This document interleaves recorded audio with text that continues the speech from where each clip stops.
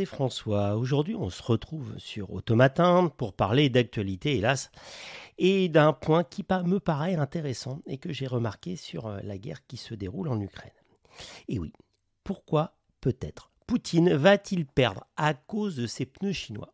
Bon, je ne suis pas devenu spécialiste de géostratégie ou même expert militaire, il y en a partout, mais un fil Twitter a retenu mon attention sur la guerre en Ukraine et il parle de pneus.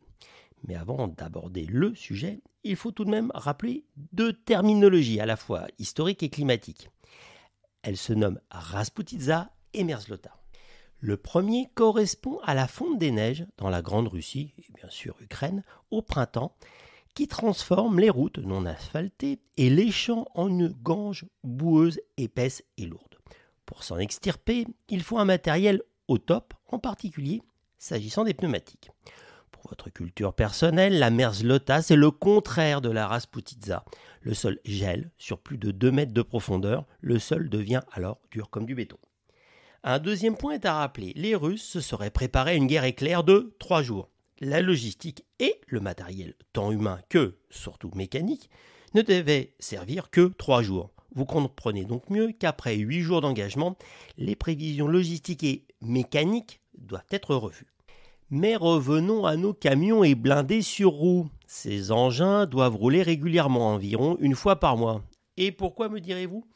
Premièrement, car un véhicule lourd pèse sur ses pneus, il les déforme s'il ne bouge pas. Dans ce cas-là, sa structure finit par se déformer. Et par la suite, en roulant, le pneu peut finir par exploser. En complément de ce premier souci, on conseille de bouger les véhicules pour que le soleil, entre guillemets, avec les UV, n'éclaire pas les pneus toujours de la même façon. Et oui, les UV ne sont pas les copains des pneus et du caoutchouc en particulier. Le soleil cuit le caoutchouc, le fait durcir, et en plus, si c'est lorsqu'il est à plat, entre guillemets, c'est à nouveau une bonne raison pour lui d'exploser en roulant. Et puis, il faut parler pression. En effet, ces gros véhicules blindés ont un système central pneumatique qui permet de gonfler et dégonfler à volonté les pneus. Très gonflé pour rouler sur le goudron et à vive allure, plus faiblement gonflé pour avoir plus d'adhérence dans la boue ou dans toute surface meuble et à plus faible vitesse.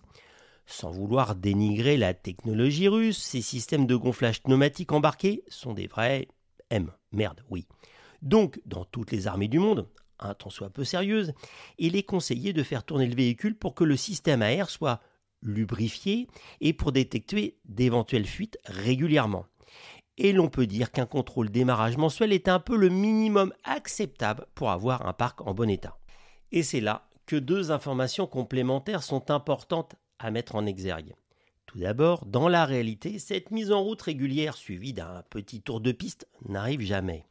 Et oui, le carburant ou les pièces d'entretien de ces véhicules sont volés ou revendus sur le marché noir. Comme à la bonne époque communiste, le militaire russe survit grâce à deux petits à côté. Il n'est payé annuellement que 900 €, nourri, logé quand même. Le second point à prendre en compte est un simple ratio. Selon l'historien Alex Mann, la Russie essaie de maintenir une armée de la taille des États-Unis avec un 10e du budget de celui-ci. Mais revenons à nos pneus. Donc, vous l'avez compris, ils prennent des UV dans la tête, durcissent, le plus souvent en étant dégonflés et sans changer de position pendant 6 à 12 mois. Mais bon, jusqu'à là, admettons. Mais il y a la cerise sur le gâteau aux cerises, comme dit un copain.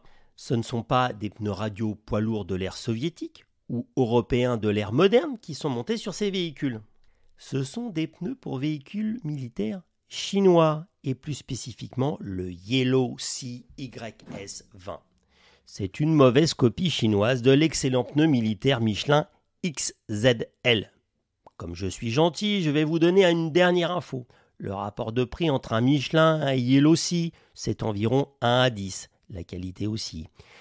Vous devinez que cela ne donne pas vraiment envie d'acheter du Michelin quand vous avez des milliers de véhicules qui traînent sur parc sans rouler pendant des années.